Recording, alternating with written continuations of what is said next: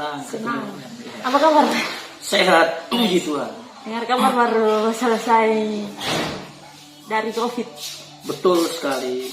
Gimana sih rasanya COVID? Harus isolasi mandiri gitu. Ya. Luar biasa ya. Tuhan pelihara kami di tengah-tengah masa pandemi ini. Tuhan secara ajaib, secara supranatural meluputkan dari kami dari pandemi COVID. Jadi kesimpulan dari apa yang kami alami selama kurang lebih 14 hari, imun tubuh di dalam tubuh kita yang Tuhan sudah berikan dari awalnya, itulah yang bisa mengalahkan COVID-19. Jadi sekarang udah berani. Baik. Kenapa?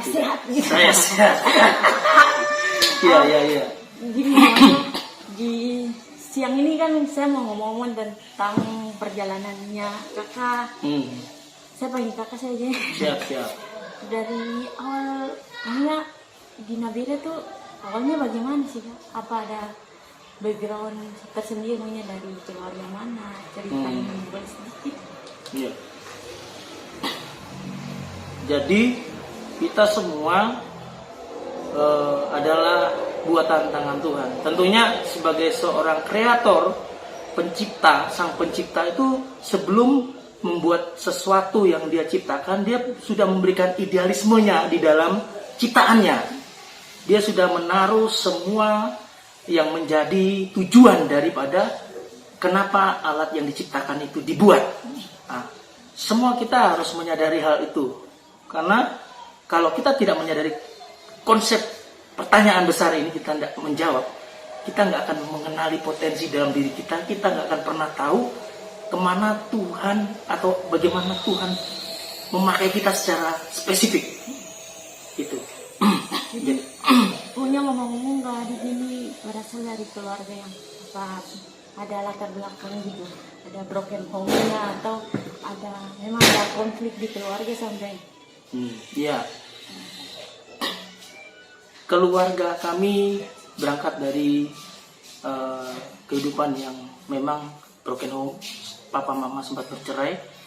Papa meninggal pada saat saya usia kurang lebih 10 tahun, kelas 4 SD, dan sejak saat itu status saya masih belum sebagai pengikut Tuhan. Kalau dalam istilah masih non Kristiani lah. Kalau Kristen kan berbicara tentang pengikut Tuhan. Ya.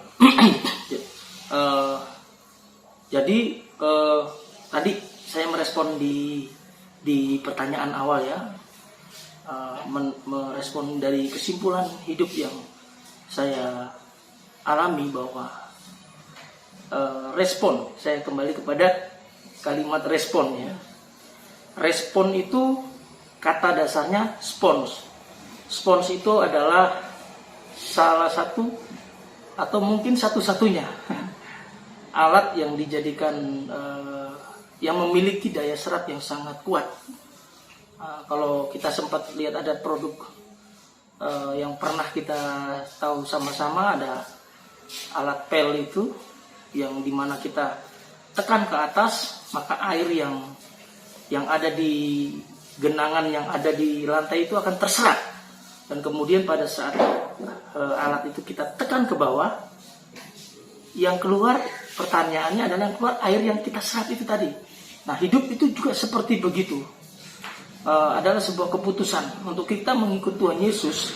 Kalau kita menjadikan Yesus adalah air hidup, di mana hati kita adalah spon tersebut, merespon tersebut. Kalau kita serap semua air hidup itu, nilai-nilai yang diajarkan Tuhan kita serap sampai air itu menjadi sumber kehidupan dalam kehidupan kita, menjadi manusia, menjadi daging. Maka ketika ada tekanan, ketika ada himpitan, ketika ditekan, diperlakukan tidak adil, difitnah, bahkan dihujat dan seterusnya, yang keluar itu adalah Yesus. yang keluar harusnya firman di dalam hidup kita. Kita tetap respect sama orang-orang yang mungkin dalam hal ini diizinkan Tuhan memperlakukan kita tidak adil tersebut. Ya. Terus akhirnya punya breakthrough-nya, punya titik pertobatannya kakak tuh baliknya bagaimana? Maksudnya akhirnya menyadari betul-betul saya itu harus bertobat gitu. Ada konflik, ada masalah tidak sampai buat kakak memang menyadari memang benar-benar saya harus putar arah, harus berbalik. Ya. Selama kita masih hidup, selama itu pula kita akan mengalami proses dalam hidup. Sampai pada akhirnya kalau kita menyadari panggilan hidup kita, panggilan terbesar dalam hidup kita bukan jadi pengkhotbah. Panggilan terbesar kita bukan menjadi siapa kita di khalayak umum, bukan untuk supaya dinilai. Tapi panggilan terbesar kita adalah serupa dengan Kristus. Ya, jadi bayangkan saja bagaimana Tuhan memberikan kesempatan untuk hidup kita, untuk bagaimana hidup itu bisa selaras dengan Injil. Nah, itu adalah respon kita tadi, kembali pada respon kita. Kalau kita jadikan Yesus itu sumber air kehidupan dan kita merespon semua nilai-nilai yang diajarkan Alkitab, kita respon, maka ketika kita dihimpit, ditekan, maka yang keluar adalah Yesus Kristus Tuhan. Ada pengharapan karena Tuhan Yesus mati di atas kayu salib, kubur kosong.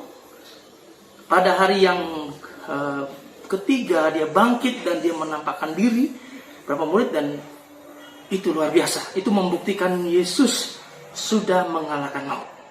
Ya, titik baliknya awalnya itu tahun kurang lebih saya secara detailnya saya tidak tahu persis tahun berapa, ya intinya saya lepas dari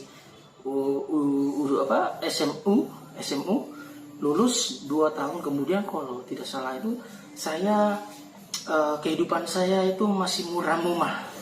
Ya, seperti muramumah itu bahasa biaknya itu masih misorientasi, nggak tahu tujuan hidup. Iya, masih terombang kiri kanan, tidak punya tujuan hidup. Nah, saya pikir saya lebih ideal dipanggil sebagai anak basket. Kalau dipanggil Aditya anak basket keren abis. Pasti banyak cewek. Iya. Harusnya kan idealnya lebih bangga dibilang, misalnya saya anaknya Bapak Rohani, saya Pendeta Daniel Alexander. Harusnya saya lebih ideal, lebih bangga, saya anaknya Papi. Tapi waktu itu saya belum kenal Papi. Atau mungkin secara biologis kita punya orang tua yang masih hidup, saya lebih bangga dipanggil anaknya Papa Mama. Tapi itu tidak terjadi saat itu. Saya misorientasi, nggak tahu tujuan hidup saya. Gambar diri saya masih salah. Saya lebih merasa pantas, merasa bangga dipanggil anak basket. Hanya gantungan Terus akhirnya titik baliknya semua di usia yang relatif sangat muda, saya sudah memperoleh, ya kalau menurut saya saat itu saya sempat popularitas, pengaruh, banyak, minta maaf, banyak lawan jenis yang naksir, tertarik gitu kan. Nah, terus ya hampir 1 kali saya itu pernah tinggal di rumah tante angkat saya. Terus ada anak-anaknya yang ditelepon kok saya. Sampai segitu-gitunya popularitas itu. Sampai semua ketika saya mengalami depresi, semua teman-teman sudah mulai meninggal. Ya karena proses hidup saat itu, ya karena saya disukain banyak cewek, saya tembak sana, tembak sini, diterima. Satu SMU pernah sampai pacaran dua pacar sekaligus begitu, dan semua akhirnya citra saya jadi tercoreng, jadi orang sudah mungkin playboy baku tahu. Jadi yang identitas yang mendekat saya itu playboy. Tapi ironisnya dibilang playboy senang saya. Kan disorientasi kan. Padahal itu kan salah. Pernah ada orang bangga. Iya, kalau jadi playboy kok bangga. Goblok itu. Jadi playboy itu ya nggak harusnya bangga. Coba kalau Jadi itu buat playboy yang ada. kita eskalasi lagi, wah bahaya, itu sama saja kita melegalkan poligami, punya istri 2, punya istri 3, kok gitu? Tapi kan Iya. masih pacaran gitu. Iya, Jadi iya, apa iya. salahnya? Ya seleksi memilih dulu luar seleksi. Tapi istilah Enggak. playboy ya gitu. Iya, itu tidak pada waktunya. Gini seperti gini, pohon mangga kalau tidak masak pada musimnya, biasakan orang tradisi masyarakat tertentu karena pengen makan mangga itu difermentasi, taruh kadang-kadang dengan cara tradisional, taruh di beras, terus mangga itu akan Awet, gitu. bukan awet, akan cepat kuning. Tapi masalahnya ketika kita makan, manisnya tidak semanis Yang aslinya. yang pada musimnya. Jadi segala sesuatu yang bukan pada waktunya Tuhan pasti tidak maksimal hasilnya. Jadi pacaran itu idealnya ya waktunya Tuhan. Itu kita masing-masing kita waktunya Tuhan. Terus akhirnya playboy. Nah, Depresi. depresi. Akhirnya saya capek itu.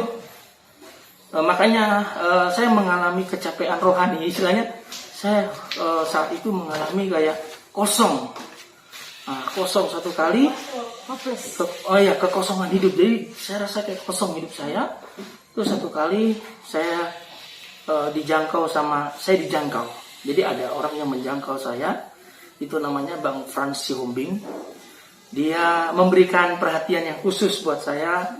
Dia ajak saya ke rumahnya ibu rohaninya dia. Ibu rohaninya adalah Ibu Fredika Mofu, pendeta Fredika Mofu di Kota Biak. Nah, sejak saat itu saya mengalami kasih mula-mula seperti seorang musafir yang melakukan perjalanan jauh, tiba-tiba ketemu sumber air, dan sumber air itu nggak habis-habisnya. Dia ada sesuatu yang memuaskan kekosongan hidup saya, dahaga rohani saya, dan terpenuhi. Saya mengalami kasih mula-mula. Mereka melihat titik balik hidup saya, mereka lihat semangat saya yang tadinya hopeless tadi, depresi, ada pengharapan. Jadi saat itu saya rajin. Roh itu penurut, daging itu lemah. Betul, saya nggak bisa melihat yang kotor-kotor. Saya tinggal di Ibu Fredika, pendeta Fredika Mofu. Saya bersihkan rumahnya. Mereka punya baju kotor, saya yang cuciin malam-malam. Saya yang masak, saya nggak tahu masak, jadi tahu masak. Saya siapin semuanya, kasih mula-mula. Satu ketika saya mengalami tidur, udah capek, roh saya berbahasa roh terus, berhari-hari, lupa berapa hari, tapi berbahasa roh terus. Sampai saya capek, bangun pagi, Tuhan, roh penurut daging lemah, tadi Tuhan, tuntun terus, dan seterusnya. Sampai, itu proses hidup ya, jalanan, sampai sampai saya akhirnya mengalami yang namanya Tuhan sempat sekolahkan saya lewat Papa Daniel Alexander. Jadi di situ beliau melewat Kakak Ian itu kakak rohani kami yang Biak, itu ngasih tahu, Dit, nanti kamu hari lusa atau Selasa gitu, karena hari Minggu pagi itu khotbah.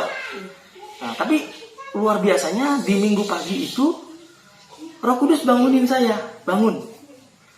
Kamu nanti ibadahnya di gereja eklesia. Roh Kudus ngomong gitu sama saya. Jadi saya taat, saya cuci piring, selesai sambil nyanyi nyembah Tuhan. Langsung saya panggil teman saya panggil, kok ikut saya ibadah di gereja GBGB eklesia, ya. Nah, ternyata apa yang terjadi luar biasa. Di situ baru saya mengalami pengalaman roh yang luar biasa. Ternyata papi ini hari itu transit di Biak dan waktunya lama di Biak, jadi ya, mau pelayanan gitu. Jadi papi telepon Kak Ian disuruh cari gereja yang mau menerima beliau, dan dia telepon sama gembala setempat yang otorisasi setempat, dan otorisasi respon lagi, papi khotbah di gereja GPGP Eklesia itu. Iya. Jadi beliau bagi tentang perabot mulia untuk pekerjaan yang mulia di 2 Timotius apa gitu. Ya, jadi saya merasa dipersiapkan. Tapi itu ya, namanya kita hidup itu selalu diperhadapkan dengan pilihan.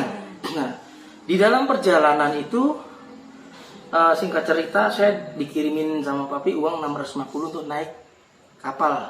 Harga tiket saat itu 637.000. Jadi bertahan sama 20.000 di kapal. Iya, 13.000. Jadi selama di kapal 13.000, papi sama Kak Joko sama Kak saya beberapa tim mereka tidur di kamar kelas. Kami ya ikut kecipratan juga saat itu. Tapi setelah beliau turun ke Gorontalo ya kami kembali ke ekonomi. Kembali lagi. Nah, ya, ya itulah namanya perjalanan hidup ya. Kita itu selalu satu kali ini saya rasa penting untuk diceritakan ya, ini kita manusia. Tapi, nah sejak saat itu saya mau menginjil ini di kapal itu ada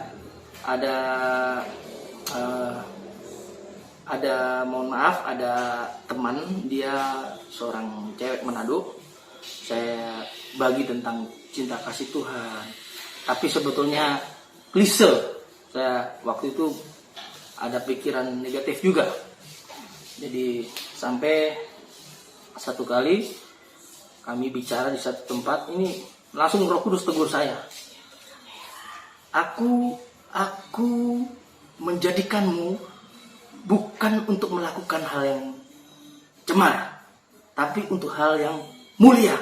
Langsung saya bilang, Mbak permisi ya, saya ada ibadah. Oh ya, saya tinggalin perempuan itu. Saya belum apa-apain perempuan itu. Saya langsung ikut ibadah. Saya belum apa-apain perempuan itu. Bertobat saya. Mbak permisi Mbak, saya ada ibadah. Jadi udah, itulah kepala anginnya saya. Tapi puji Tuhan, setelah saya menikah semuanya berubah. Saya diajar setia, walaupun ujian itu selalu ada. Tapi puji Tuhan, anugerah Tuhan. Karena saya berpikir logisnya begini, saya nggak mungkin menjalani kehidupan yang saya tidak mungkin jalankan di dalam iman Kristiani.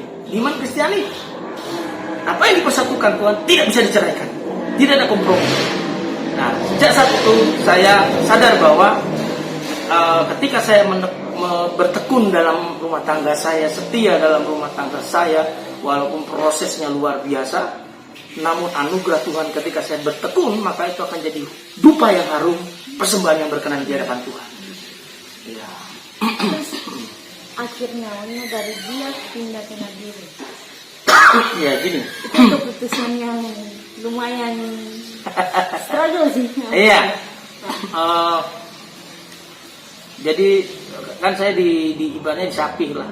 Istilah saya disapih, saya ditempatkan sama papi di anak beliau, pemimpin kami di sana, mentor kami, Kak Ian Artinus. Di sana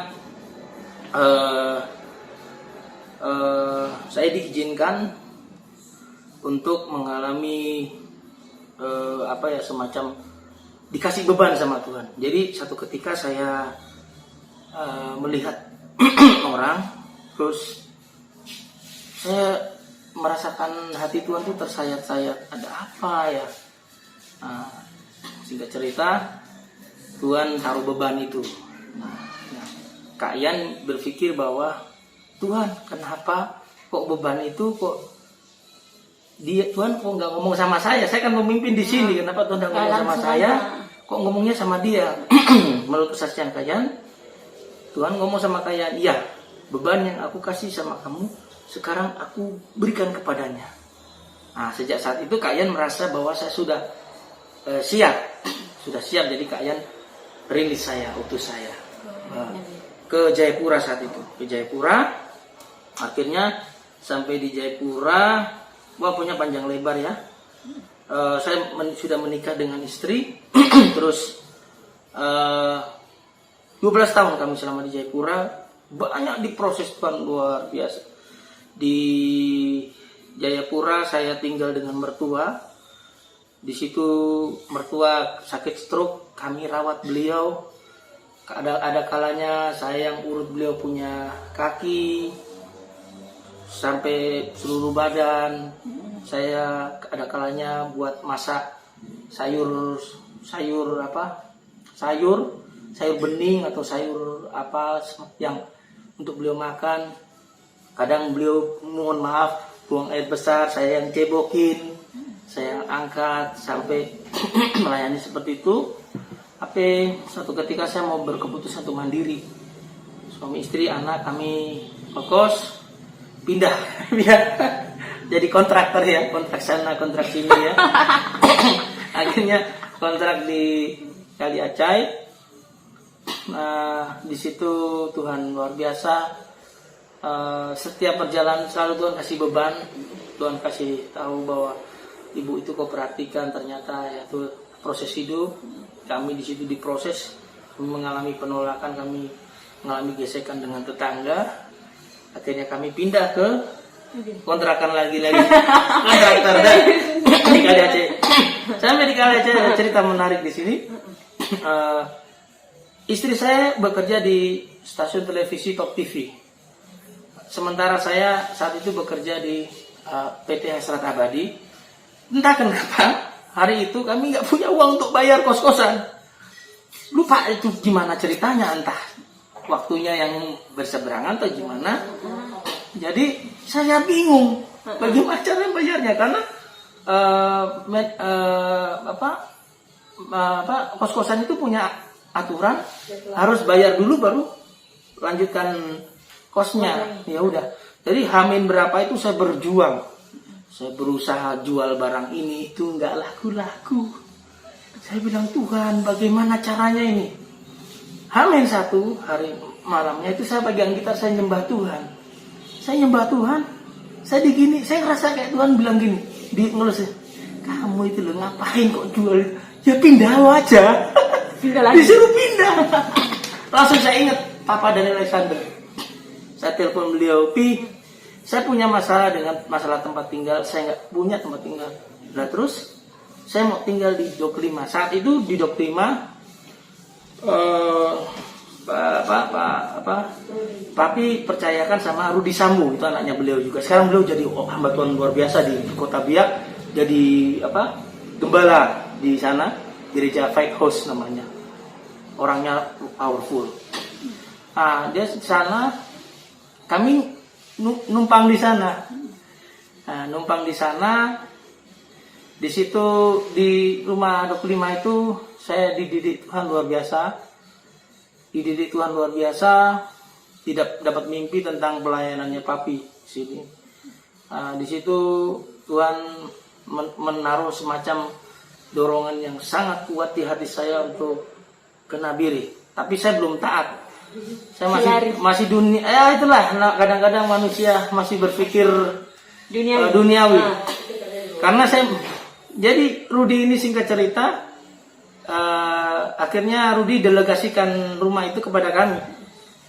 Saya sudah bergumul tanya Tuhan, ternyata dari beberapa anak-anaknya Papi memang banyak anaknya Papi nggak bisa di ini ya, artinya banyak ya yang mengingini rumah itu juga. Tapi dari sekian itu saya ditaruh itu kalian berdua. Terus saya bilang ini sama Rudi, Rud, puji Tuhan saya senang, saya hargai keputusanmu, saya senang. Tapi masalah ini rumahnya Papi. Kamu harus ngomong sama Papi dulu. Nah gitu. Nah singkat cerita, proses itu berjalan. Akhirnya Papi percayakan rumah itu kepada kami. Nah, ya jadi Rudi, mungkin Rudi mengerjakan apa yang saya sampaikan, dia konfirmasi ke Papi. Singkat cerita Papi akhirnya percayakan rumah itu kepada kami berdua. Nah, di situ kami melayani, ada orang yang di persimpangan, ada kalau di Alkitab bilang undanglah orang-orang itu datang. Ya? Nah, saya lihat orang di halte, saya panggil, kamu tinggal di mana Pak? Gak ada tempat, ikut aja tinggal. Ya kami tampung ya makan sama-sama. Kadang ada tamu juga, kami dengan segala apa yang ada pada kami share juga. Ya seperti itu. Jangan pelit. Nah iya betul. Nah kasih, itu namanya kasih. Iya betul. Nah sampai satu ketika saya diizinkan Tuhan mengalami proses hidup yang berat. Kami sempat diberkati Tuhan usaha motor, ojek. Kami sempat diberkati usaha ditanggung jawab usaha tangki air bersih.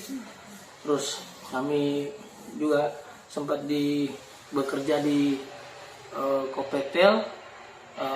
Di situ ya kami mengalami istilahnya banyak kesulitan sehingga keadaan itulah yang membuat saya betul-betul di titik nol. Saya bilang gini sama Tuhan, saking susahnya hidup. Tapi gini, kita jangan bernegatif thinking ya, bahwa kadang keadaan itu dipakai Tuhan untuk menggembleng kita, menggembalakan kita gitu. Jadi saya mengalami kerugian banyak. Motor saya ada yang nggak tahu dihilangin atau gimana, terus ya pokoknya banyak saya jatuh bangun di situ. Sampai saking stresnya saya naik motor, saya di atas motor itu saya bilang, Tuhan bunuh saya saja Tuhan. Karena saya flashback waktu di Jayapura pernah sempat mengalami kemurahan dalam arti tanda kutip materi ya, kesulitan tuh kayaknya agak jauh lah dari kami, jadi agak cukup karena kami tinggal sama orang tua. Jadi terus di pelayanan juga dapat porsi yang saya rasa strategis. Saya sebagai jadi staf pastoral di salah satu gereja GBI Pondok Pemulihan di Jayapura. Tiba-tiba saya mengalami, waduh, saya Tuhan bunuh saya saja sudah Tuhan, daripada begini. Tapi kalau tidak Tuhan, pakai hidup saya, buka pintu untuk saya kemana ini. Saya harus keluar dari masa ini. Nah, akhirnya saya dipertemukan dengan Christian Nawang. Sama Christian Nawang, Yohanes Tonggi itu komunitas gereja terakhir yang sebelum kami hijrah kemari. Nah, di tengah-tengah situasi itu saya mendapatkan ilham bahwa Yesus saat itu gelisah. Yesus saat itu merasa susah hati karena melihat kondisi kota Jayapura seperti Sodom dan Gomora. Nah, saya merespon itu, saya dapat jadwal untuk sharing di doa puasa. Tapi ada satu dan lain hal, akhirnya motor kami Gearset Hijat ini istri saya yang pelayanan. Waktu itu WL. Nah, singkat cerita, saya nggak jadi sharing, tapi saya masih catat tuh sharingnya. Karena Yesus itu mengasihi kita, maka Yesus turun ke bumi nyelamatin kita. Dia keluar dari zona nyamannya. Dia mau, ini alam maut. Bumi yang kita pijak ini alam maut, dikuasai alam maut. Tapi Yesus mau turun ke bumi menyelamatkan kita. Ya, artinya aplikasinya, saya mengalami ketika anak saya dalam bahaya, saya tahu bahaya apa yang, konsekuensi apa yang saya harus hadapi. Saya relakan, saya siap relakan diri saya demi selamatkan anak saya. Situasi itu saya pernah alami. Saya panggil anak saya seperti itu. Hari Minggunya kami mengalami kepenuhan Tuhan. Hari Minggunya itu anak saya dalam penglihatannya mungkin bisa dikonfirmasi. Ada satu segmen mungkin nantinya dari Allen. Itu dia melihat Yesus turun ke bumi, rohnya turun ke bumi, tumpang tangan ke kami semua di gereja itu. Dan kami mengalami kepenuhan Tuhan. Saat itu kami nggak ada yang berani keluar ke gereja. Nggak ada yang berani. Singkat cerita, termasuk mentor penatua kami, Kok Nawang, kami nggak ada yang berani, nggak ada keluar. Tapi saya saat itu entah keberanian, saya yakin itu adrenalin yang Tuhan kasih. Saya bilang, Kok Nawang, saya mau pulang. Oh ya silakan. Akhirnya saya keluar dari gereja gitu, hujan-hujan itu, sampai ke rumah. Baru di belakangnya baru Kok Nawang, baru Yohanes Tonggi, mereka beriring-iringan, baru mereka baku antar satu dengan yang lain. Nah, saya harus menceritakan ini. Satu ketika kami saat itu, karena satu hari Tuhan, kita nggak tahu siang nggak tahu malam, saya nggak tahu harus berbuat apa. karena saya nggak disuruh Tuhan keluar dari rumah, saya di rumah saja, dan kami diizinkan saat itu memang nggak ada apa-apa. Yang ada ya apa yang ada ya? Apa yang ditangani? Iya, nggak. Intinya nggak ada ini ya, diizinkan ya. Mau kasih makan apa sama anak-anak istri saya itu ya. Yang dipikir saya nggak pernah susah, saya juga pernah susah gitu. Semua Ya, pernah senang susah terus. gitu. Itu yang Rasul Paulus bilang, semua bukan rahasia bagiku. Aku tahu apa itu cukup, apa itu kurang. Ya. Semua itu, tapi dalam segala hal aku mencukupkan diri. Dalam segala. Nah, singkat cerita, tiba-tiba di etalase kayu kami ada makanan. Dan kami, ayo banget ini yang betul saja Tuhan. Tidak tahu ada makanan dari mana. Iya, ada pengalaman menarik. Jadi satu kali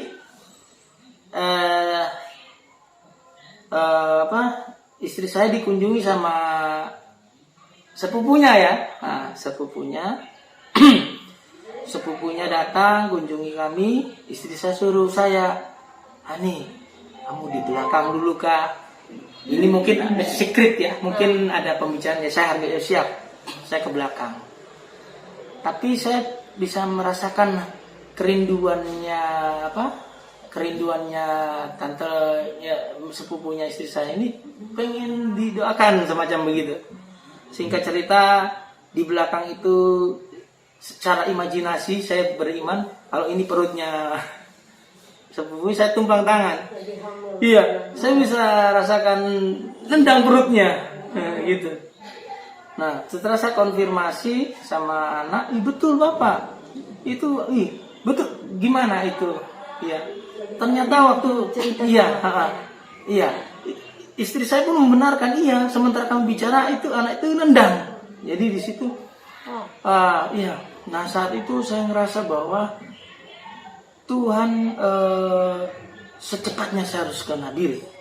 Akhirnya saya komunikasi dengan, saya tahu bahwa hari itu Tuhan kasih pengertian tugas saya sudah selesai di Jayapura. Berapa tahun itu? 12 tahun. Saya kasih kuncinya kunci rumah itu sama Kok Nawang. Udah akhirnya kami hijrah ke Nabire. Saya komunikasi dengan Papi. Kondisinya seperti ini. Langsung Papi tidak panjang lebar, secepatnya kamu ke Nabire. Kapan kamu ke Nabire? Kasih saya waktu 1 minggu atau 2 minggu ya? 1 minggu. Jadi 1 minggu itu saya berusaha cari uang tiket. Saya jualan. Ada di depan kantor PU provinsi itu ada kantor ada kantin kantor yang di situ ada jemaat yang baik orangnya. Saya beli bahan, dia bantu saya dengan produk makanan, saya jual terus modalnya saya hargai jual saya kembalikan, keuntungan itu yang saya kumpul dibantu dengan saya dikirim uang sama Papi, sama Kak Ian Artinus baru juga kirim saya uang 500, saya beli tiket terus keluarganya juga berkati kami juga uang 2 juta. Akhirnya kami hijrah ke tanggal 2 tanggal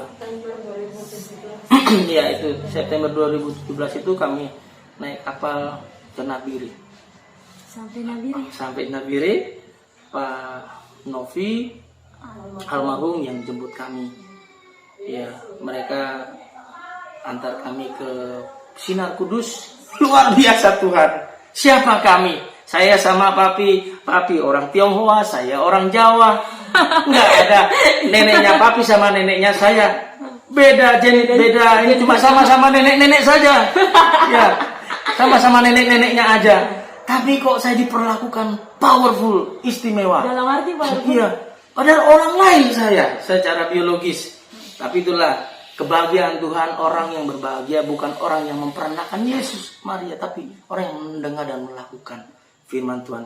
Artinya kehidupan yang sejati adalah kehidupan keluarga di dalam Tuhan, kebersamaan di dalam Tuhan. Mungkin perlakuan apa yang dari Poppy yang saya diperlakukan kayak istimewa sekali, diperlakukan seperti raja, dilayani. Nanti kalau ada mau apa bilang aja ya. Wah, kesempatan. kami lapar ini beli nasi kuning 3 ya, kesempatan. Dibeli. Sorry. Oh sorry ya. Iya. Terlalu excited. Saya bilang Terlalu nanti kalau ini bilang ya. bilang lagi. Iya. Oh iya. Ya nanti saya turun ya. Kayak gini. Bilang aja udah. Turun ke bawah. Minta nasi kuning 3 dibeliin.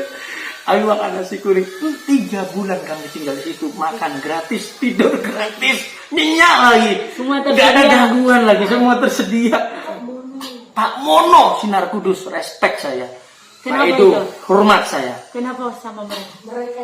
Mereka yang secara materi, secara hati juga, kami sempat bertengkar. Mereka sebagai pendengar setia. Tapi kami rekonsiliator. Kami selalu hidup dalam rekonsiliasi, menjadi passion kami gitu ya. Jadi Pak Mono itu udah korban segala-galanya kami rasa. Bukan hanya materi tapi emosi, ya material juga sama emosi. 3 bulan kami di sana, akhirnya kami berpikir bahwa ya kami harus mandiri, dan tapi bilang ya kamu ada rumah, dan inilah Yudea, asrama Yudea. Terus di Yudea ya kami pindah di sini. Artinya gini, saya nol, nggak bawa apa-apa. Sampai di sini saya bingung mau kasih makan anak saya pakai apa. Ya, akhirnya saya diterima kerja sama Kak Gun. Begitu mudahnya saya dapat pekerjaan. Yang paling saya hargai di sini adalah ada satu pujian bahwa perbuatan Tuhan yang mulia kepada kita, karena kita perbuatan tangan Tuhan itu mulia. Jadi kita diperlakukan luar biasa. Dan Kak, istri saya langsung direkrut jadi guru. Saya dimintain untuk lengkapi persyaratannya istri, langsung ngajar. Diterima jadi guru. Padahal bukan sarjana pendidikan, tapi memang dia punya pengalaman di kota sebelumnya. Iya, saat itu sebagai sekretaris di gereja kami yang satu saya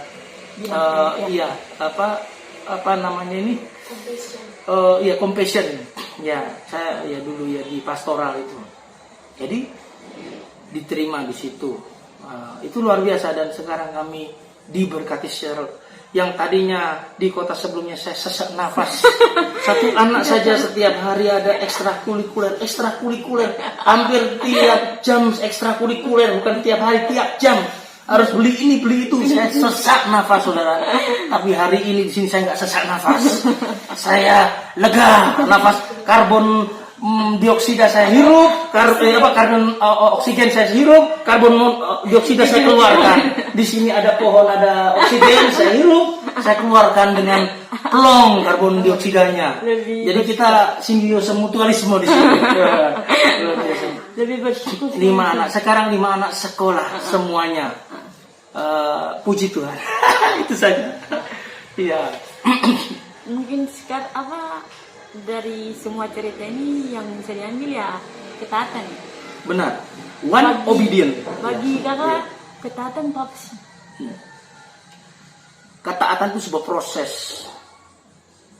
proses. Waktu Yesus melihat Yerusalem, Yesus tahu destiny-nya. Tapi yang menarik yang perlu kita belajar di sini. Kalau orang bilang, kebanyakan orang kok kesini sudah enak di sini, betul tidak? Tapi Yesus tidak. Yerusalem, destiniku, aku akan mengalami penolakan, aku akan dianiaya, aku akan disalib, dan aku akan mati. Pada hari yang ketiga aku akan bangkit. Artinya destininya dia mengalami, kalau itu luar biasa, ya kan? Artinya kita harus tahan banting, siap diproses. Ya itu masih ya. Proses itu kan berseumur hidup. Ya, ketaatan itu adalah gini. Kita baca nggak apa-apa ya? Ya, okay. Yesaya 53 ya. Yesaya 53. Saya maaf, mata saya agak ini jadi Yesaya Faktor umur 50. guys. Yesaya 53 ayat 6a ya. Sorry. Ini 1, 2, 3, 4, 5, 6 ya. Firman Tuhan, kita sekalian sesat seperti domba. Kita sekalian ini menjelaskan tentang tidak ada pengecualian. Sifat dasar manusia itu punya kecenderungan ingin maunya sendiri yang diikuti.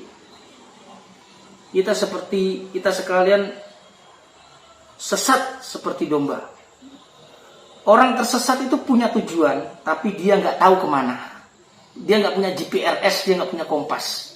Nah, kompasnya siapa? Siapa GPRS-nya? Ya, firman Tuhan. Masing-masing kita mengambil jalannya sendiri. Tetapi Tuhan telah menimpakan kepadanya kejahatan kita sekalian. Nah, di sini Tuhan Yesus telah memberikan contoh.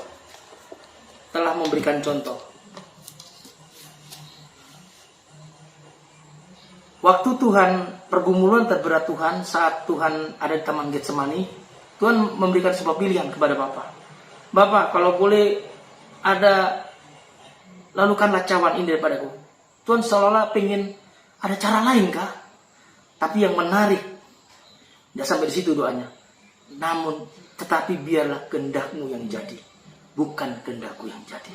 Dia mengesampingkan, dia memberi teladan bahwa kalau kita punya kemauan, terus kita harus belajar berdoa, biar kehendak Tuhan jadi, bukan kehendakku yang jadi. Jadi setelah kita doa gitu, kita mulai fokus, apa yang terjadi ya kita ikuti alurnya Tuhan. Ya, seperti itu ya. Jadi kebanyakan orang ya maunya instan, tidak mau diproses, karena bagi banyak orang dia proses itu sakit. Ya. Jadi kalau Ya. batu yang ini kalau diproses ya pasti akan keluar gitu. Iya, betul. Jadi gini, ya saya analoginya sederhana saja.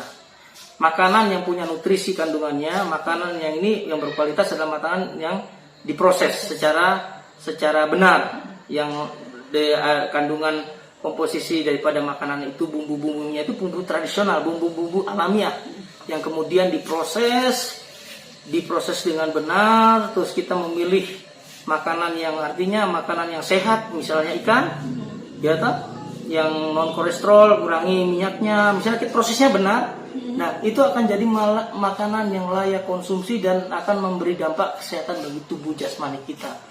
Apalagi rohani.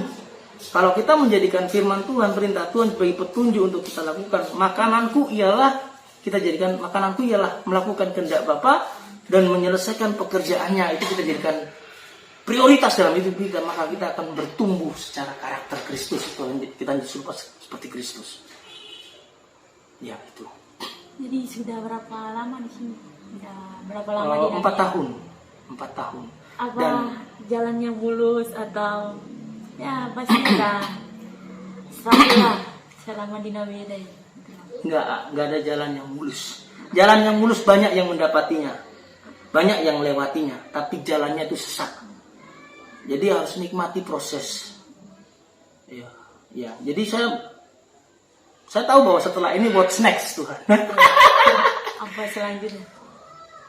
Saya punya iman bahwa targetnya saya itu ya minimal anak-anak saya bisa sekolah dengan baik, diberi pendidikan yang layak, dan saya bertanggung jawab atas hal tersebut sampai mereka berhasil. Kalau pribadi saya, kemana Tuhan utus saya siap Tuhan.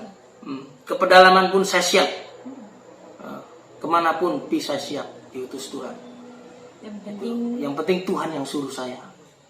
Semua berbicara bukan tentang kita. Bukan tentang diri. Kekristenan bukan tentang diri kita lagi. Tapi kekristenan tentang apa yang Tuhan mau kita kerjakan. Ada ayat yang saya mau bagi, boleh? Boleh. Mazmur 23.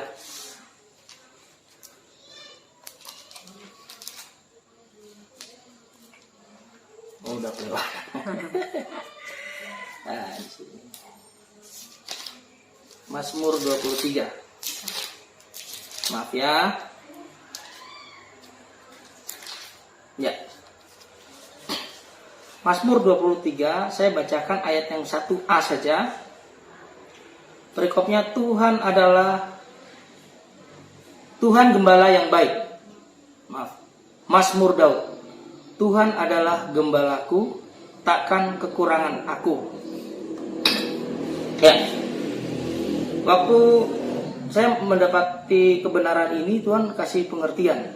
Jadi ketika Tuhan yang kita menempatkan diri menjadi dombanya, kita akan menjadi representasi Tuhan.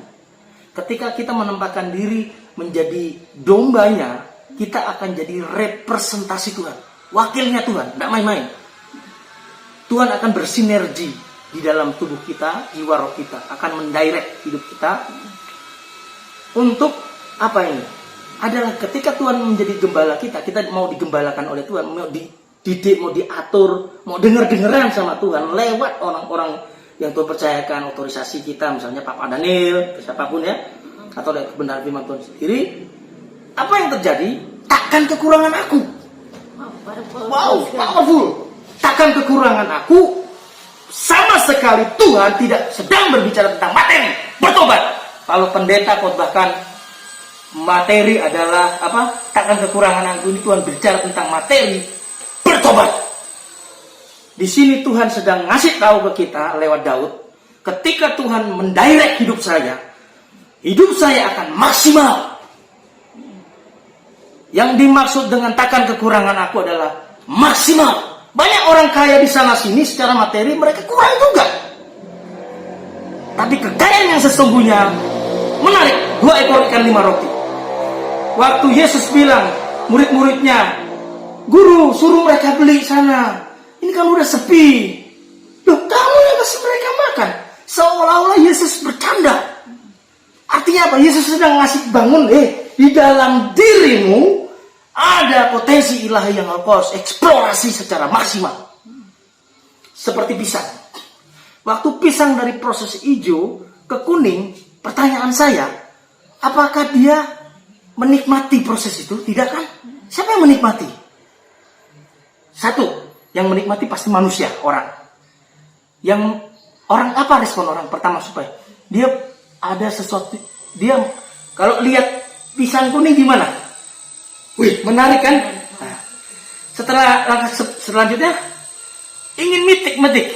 Setelah itu dinikmati. Nah, itulah pisang, itu hidup kita. Saya ilustrasikan seperti pisang. Adakah orang ada lihat sesuatu dari hidup kita yang menarik dari hidup kita? Adakah seseorang yang bisa memetik sesuatu, ada influence yang mereka bisa tertular dari hidup kita yang positif? Adakah sesuatu yang bisa dipetik atau diteladani? Adakah sesuatu yang jauh lebih dalam yang bisa dinikmati orang lain melalui hidup kita? Ketika 3 hal itu terjadi melalui hidup kita, maka kita disebut sebagai orang yang takkan kekurangan. Maksimal, artinya maksimal. Itu artinya maksimal. Sama sekali bukan bicara tentang materi di sini, Tuhan. Ya itu. Sangat powerful, guys. Jadi kita harap yang dengar juga bisa terinspirasi, bisa bertobat mulai hari ini. Jangan segala-gala diukur sama materi, tapi kasih hati buat kita, buat Tuhan gitu. Iya, siap. Ada pengalaman, sorry. Jadi potensi ilahi itu banyak hal. Kan Tuhan bilang, kamu yang kasih mereka makan. Iya kan? Seolah-olah kan itu muridnya berpikir di luar, padahal ada yang diri mereka. Artinya gini, itu ide. Jadi gini, satu kali di tetangga kami di Jayapura, hampir tiap 1 minggu itu beli air, hampir tiap 1 minggu. Tapi karena kami nggak setiap hari, setiap kali kami mengingat tetangga kami doakan mereka. Tetangga ini namanya Pak Made, sebelah sini pejabat polisi, di sini Pak Henok, sebelah sana Pak Ulenaung, sebelah sini Pak asrama Timika, saya doakan. Punya tetangga kami doakan semuanya. Sejauh yang kami ingat kami doakan. Nah, akhirnya apa yang terjadi? Kita diberikan kepedulian. Tuhan taruh beban itu buat kita, kami. Mereka ini kok tiap hari kok beli hampir tiap minggu beli air. Nah, terus Tuhan kasih hikmat. Oh, rupanya di depan kami punya rumah itu ada saluran pipa yang patah. Nah, akhirnya saya berinisiatif untuk gali itu, jadi pipa yang patah itu, saya kasih masuk selang, sisi kiri, sisi kanan saya masuk selang, saya gandeng begini, saya ikat pakai ban dalam. Terus saya timbun lagi. Saya kan nggak perlu panggil PDAM. Seperti murid-murid Yesus, suruh mereka beli ini. Kan ide itu sudah dikasih sama hidup kita. Jadi ide sesuatu potensi lain dalam diri, apapun itu potensi, gali. Artinya Tuhan ngasih tahu. Kamu yang berarti Tuhan pengen ngasih tahu, loh di dalam dirimu ada potensi ilahi. Jadilah maksimal buat orang lain. Jadi saya tundun. Akhirnya apa? Saat mereka merasa tertolong, air itu ngalir, niup. Langsung pas kami mau hijrah itu, Tete Henok itu menangis kayak anaknya sendiri. Semoga sukses. Itu contoh. Ya. Tapi Kadit masih ingat sekitar beberapa tahun ini masih ingat orang-orang yang memang berjasa sangat yang Tuhan taruh di hidupnya toh. Terus aku juga sempat dengar Kak, katanya Kakak pernah nulis artikel ya atau apa gitu tentang 5 roti sama 2 ikan. Iya. Boleh dijelaskan tuh kenapa tiba-tiba harus 5 roti sama 2 ikan gitu. Dari inspirasi dari mana? Apa pengalaman pribadi Kakak sama Tuhan atau dari orang lain? Itu sebuah pengalaman pribadi saat kami ada dalam doa puasa di gereja, di salah satu gereja di Jayapura. Nah, di gereja GBI Pondok Pemulihan. Gembala sidangnya anaknya papi juga. Pak Pendeta Dr. Andes Sumiran. Dia orang Pesat juga. Di tengah-tengah doa itu tiba-tiba Tuhan kasih ilham. Ilhamnya dalam bentuk pengajaran lewat imajinasi dan saya diajar. Karena saat itu saya nyembah Tuhan. Jadi 2 ekor ikan 5 roti itu kalau saya ilustrasikan, saat itu kan Tuhan Yesus yang khotbah. Murid-muridnya itu ada 12 yang diangkat. Ya saya analogikan, saat itu Roh Kudus ngajar saya, memberi ilham. Misalnya di gereja itu saat itu ada 6 orang yang kami tuakan, orang yang kami anggap rohani. Jadi namanya Kak Andri Wali. Kak Andri Wali sebagai ketua kontingen. Nah panitianya itu ada di situ ada pengerja Kak Yan, ada Kak Joshua, ada beberapa. Nah hari ketiga setelah ikut, kalau saya bilang perkemahan 3 hari ya, saya ilustrasikan ini perkemahan 3 hari. Nah pas ketiga ini stok persediaan makanan habis. Semua pada komplain, lapar gimana. Mungkin kasak-kusuknya begitu ya. Kalau dibaca di Alkitab kan murid-muridnya gelisah, ini gimana makan. Mungkin ada yang udah kasak-kusuk, aduh saya lapar apa gitu. Jadi mereka udah bisa merespon itu. Makanya ngomong, guru, ini lapar gimana. Nah ini mungkin yang saya sebut tadi itu mungkin ngomong sama ketua kontingennya, aduh Kak Andri Wali ini gimana ini. Udah lapar. Nah sebagai pemimpin yang bijak saat itu Kak Andri Wali tanya, kalau kita baca sini ayatnya, sekarang apa yang ada sama kalian? Sekarang apa yang ada sama kalian? Pertanyaannya. Di sini ada Matius 6. Nanti dibaca Matius 6 ayat 30. 5 roti dan pertanyaan Tuhan Yesus, apa yang ada sama kalian? Saya ilustrasikan dari keempat orang tadi, Kak Yan, terus Kak Joshua, terus ada beberapa lagi. Kak Yan sama Kak Joshua aja lah ya. Dia buka rangselnya, di rangselnya itu ada 1 kaleng sarden dengan 2 Indomie misalnya. Nah, pertanyaan yang paling mendasar, apa responnya? Apakah dia akan berpikir begini? Enak saja kan 3 hari masing-masing sudah bertanggung jawab, harus juga ikut memikirkan. Dia ikut camping ini kan dia harus bawa bahan bakar, bahan baku, makanan. Saya kasih 2 sajalah, ini Indomie saja, ini buat saya makan di rumah. Itu logis berpikir seperti itu. Tapi itu salah. Ketika engkau kasih 2 sarimi, pertanyaannya, apakah jawaban itu sudah menjawab pertanyaan apa yang ada sama kalian? Kalau kalian masih nahan, kalian masih kasih 2 dua apa Sarden. sarden itu enggak, 2 Indomie kan masih ada sarden yang kau tahan di situ, berarti masih belum menjawab. Artinya Tuhan pengen tahu kita punya hati seberapa besar kita punya ketaatan. Tapi yang menarik, yang Tuhan mau, ini yang misalnya yang kedua, dia buka ranselnya, di situ ada 2 saringi dan 2 kaleng maling. Ya, dia tanpa berpikir panjang karena dia merespek sama pemimpinnya, dia ambil semua yang ada di dalam tas ransel, dia kasih sama pemimpinnya. Nah, itu artinya 2 ekor ikan 5 roti, artinya segala sesuatu yang dalam diri kita, kita kasih semua. Entah itu ide, entah itu berkat materi, entah itu waktu istirahatmu, entah itu apapun.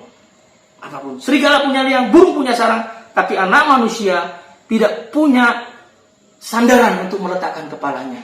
Rasa aman itu, iya, Tuhan, hanya Tuhan. Tuhan memberkati. Oke, guys. Tuhan tidak tidur. Iya, rasa amannya.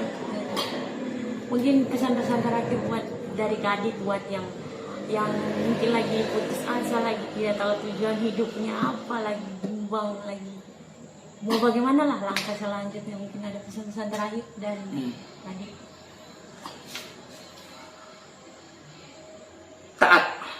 Taat itu konsekuensinya nurut aja, nurut.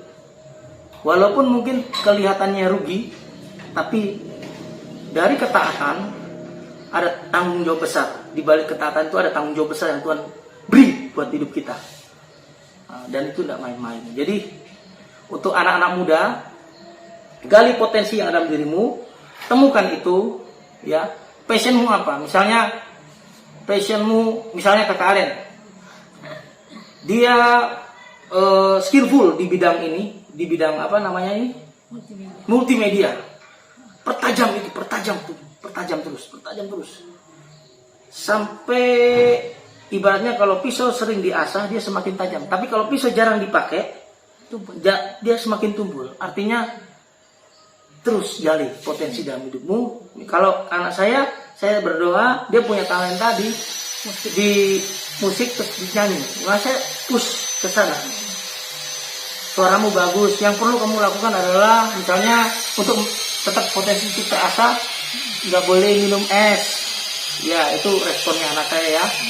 Ya, saya berharap dia menyadari itu. Kalau dia pun dia nggak minum es, faedahnya ya kita suara tetap fresh, bisa menghasilkan produksi suara. Itu contoh-contoh. Jadi temukan potensi. Karena coba bayangin, minta maaf, saya tidak mengurangi rasa hormat. Saya respect sama papi. Papi itu seorang papi. Coba, seorang beliau bisa bikin pelayanan sebesar ini.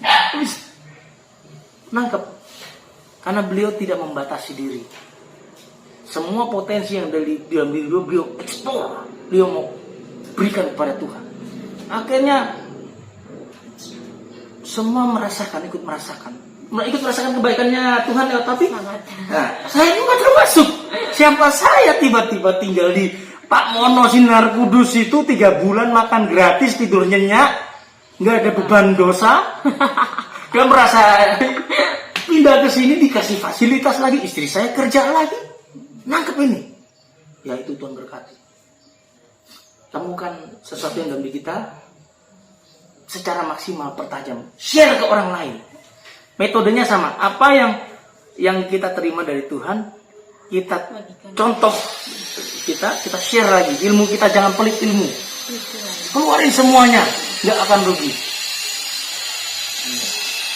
Guys, sangat terberkati sama sharing dan kesaksiannya Kak Adit. Abis ini mungkin akan ngobrol juga ada di segmen kedua sama anak sama istrinya juga nih. Jadi apapun yang ada dalam dirimu, temukan itu, dari itu. Intinya jangan pakai buat diri kita sendiri, tapi kita tahu tujuan kita berkarya itu untuk apa. Tujuan hidup kita itu untuk dari Tuhan dan untuk Tuhan. Mungkin orang abis nonton ini pengen jadi seperti Kadit. tapi tidak tahu perjalanan hidupnya apa, sampai sakitnya bagaimana, pemulihannya bagaimana, itu mereka nggak tahu. Dan itu yang dinamakan adalah proses. Proses itu tidak ada yang instan. Percaya kalau kamu diproses berarti kamu itu berharga. Berharga di mata Tuhan. Oke guys, mungkin demikian. Terima kasih tadi untuk waktunya. Sama-sama. Sangat terberkati. Memberkati. Tidak tadi tidak boleh. Jangan gitu guys. Oke,